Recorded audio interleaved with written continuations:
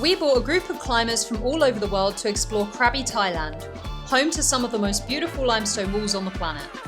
In this video, we'll take you through 3 of Krabi's coolest climbing spots: Spirit Mountain, North Wall, and Tonsai, and show you everything that you need to know before you climb here.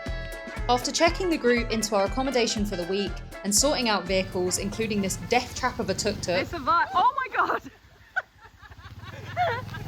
we headed to our first crag, Spirit Mountain. Also known as Chong Phli, this area has around 157 routes, with grades ranging from 4B all the way up to 9A projects. Welcome to the easiest climb in Thailand, the ladder. And the thinnest slackline in Thailand. This. The crag sits on a single cast system, with walls wrapping the whole way round, but most of the routes are on the west face, which means shade in the morning and full sun in the afternoon. If you're keen to climb all day, there are a few caves and tucked away sectors that surprisingly have plenty of lower grade routes. If you're wanting to learn rock climbing in the Krabi area, then this is definitely the place that we'd recommend. They were actually setting up top ropes for a group that they'd have in the afternoon and were kind enough to let us use them beforehand, which was a huge help for everyone to settle into the climbing style. The place itself has such a laid-back community vibe. God damn it! You'll find slack lines, shaded chill areas, and great food that you can pre-order like we did, and we can confirm that the food was amazing. There are even toilets and free drinking water. The whole place runs with a really nice, eco-friendly philosophy, from how they source their food to how they manage waste and water. Spirit Mountain is also one of the best maintained climbing areas in Krabi. Almost all of the routes are equipped with titanium bolts, the slings are replaced regularly, and the paths between sectors are clear and well marked. This place is 15 minutes away from Ao Nang, so it's easy to get to whether you take a grab or your scooter. And if you don't want to commute at all, they also have on-site accommodation. All in all, the guys loved this crag and we stayed way into the afternoon. Thankfully though, they reserved some energy for the next day because we'd be visiting my favourite crag in Thailand. Okay there, bikes in here. Welcome! Look at how awesome it is here. It's so nice. This epic place is called North Wall, and there are many reasons why it's my favourite crag in Thailand. First of which is the dogs. There's a family that live here and they're super friendly and well behaved. They're literally part of the crag and I look forward to seeing them every time that we visit. Look at you guys. Look at you guys.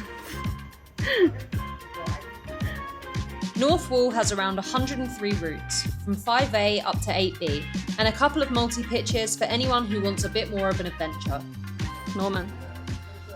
Dab. Most of the climbing is in the 6s and 7s, and the rock quality is amazing.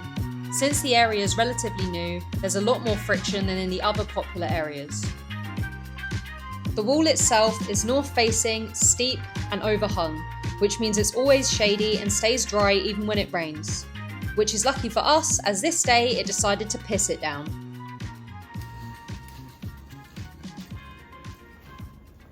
How is it, Norman? Yeah, it's fun. It's weird, isn't it? Yeah. Strange. The climbing style here also makes it special. A lot of super 3D movement on huge tufas. Everything from the beginner routes to the nails hard ones have really cool rock features that we've never seen anywhere else. Everybody was super psyched to lead, so we showed them some of our favourite routes. Natalie, 6B, was a quick favourite. The tufas are so huge that it's basically vertical caving, and the crux has so many methods, some stranger than others. Everything here is glue-in titanium bolts. And because you can't bolt tufas directly, a lot of routes have slings instead, all of which are checked and replaced regularly. Some of the routes begin using bamboo ladders, and there's also a bamboo pull-up bar that someone set up. Nice. so strong, like a mantle. The base of the crag is also really well looked after. You've got comfortable flat belay spots, benches to hang out on, and even laminated route printouts in each sector to help you find your way around.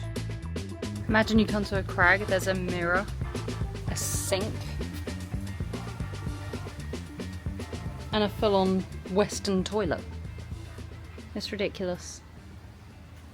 Access is super easy too. There's designated parking and a path all the way from the parking area up to the crag. One of the standout sectors, which is slightly further around to the left, is called Mythical Beasts, known for its long, steep routes on big, blocky holds, our favourite sector at this crag.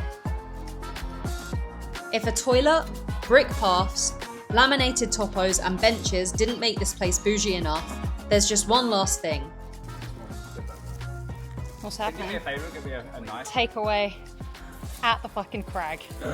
Takeaway at the crag. Look at that shit. Look at it. We're out in nature doing naturey things like getting grab takeaways at the crag.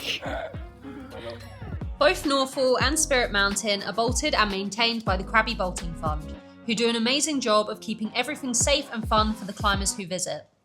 Community efforts and donations make this possible, so if you want to check them out, we've put a link in the description below.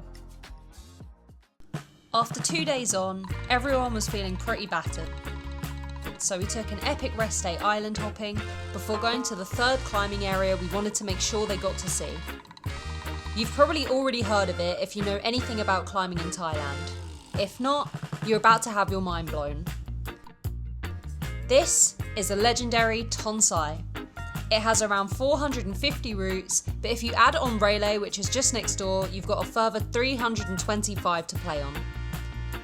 Tonsai has been a popular climbing destination since the early 90s, and while the climbing is still amazing, it's also unbelievably polished.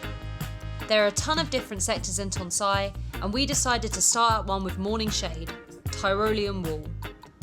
This sector, as well as the beach, stays in the shade for the morning, and then in the afternoon you can head to the west side and climb at one of the many crags there. We really wanted to get everyone on my favourite 6A ever, Groove Tube, but unfortunately the weather had other ideas. This is us all here. Hello! And can I show you where we have to go back down? Whoa! We did manage to get one climber up this route before the skies opened up, but this meant that we now had gear up there that we needed to rescue. After a solid hour of hiding in a dry corner, we realised it probably wasn't going to stop raining, so if we didn't want to sleep up here, it was time to clean the route and get the hell out. Our friend Norman volunteered to climb the wet tube of death, and we of course convinced him to go head first through the hole on the way down. Just keep some tension. I have friction. Holding up. Welcome to the world, baby Norman. Birthed from the rock. Umbilical cord and all. When it's not completely pissing it down with rain, Tonsai is genuinely one of the most scenic places you can ever climb, full of friendly locals and great vibes.